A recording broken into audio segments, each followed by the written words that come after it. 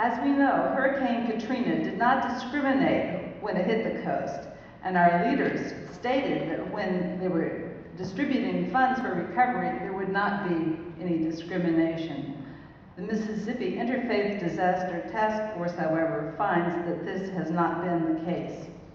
Many of those most in need of assistance have not received assistance. Those hardest hit include renters. That's about a third of those whose homes were destroyed or suffered major damage were renters, and they were not covered by the Homeowners Assistance Program. Another third of those hit hard by Katrina suffered from wind damage. Again, wind damage is not covered by the governor's Homeowner Assistance Program. Small businesses often find that they cannot get the loans they need to tide them over until tourism returns to earlier levels.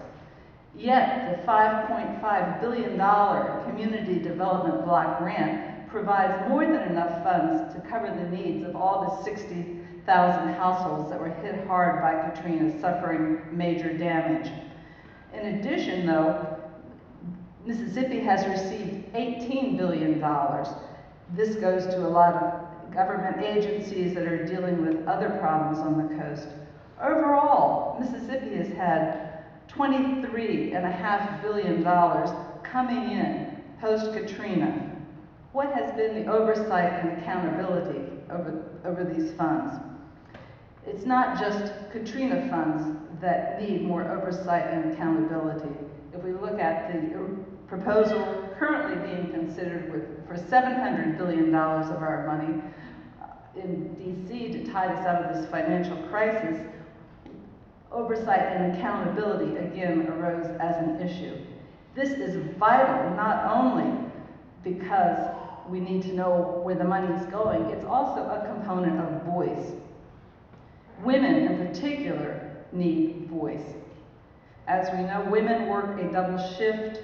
They work longer than men then for lower pay. They are more at risk of poverty. I just was mentioning a figure that here in Mississippi, if a Black woman with a bachelor's degree who is head of household, if she has young children, 23% of the time she will be living in poverty.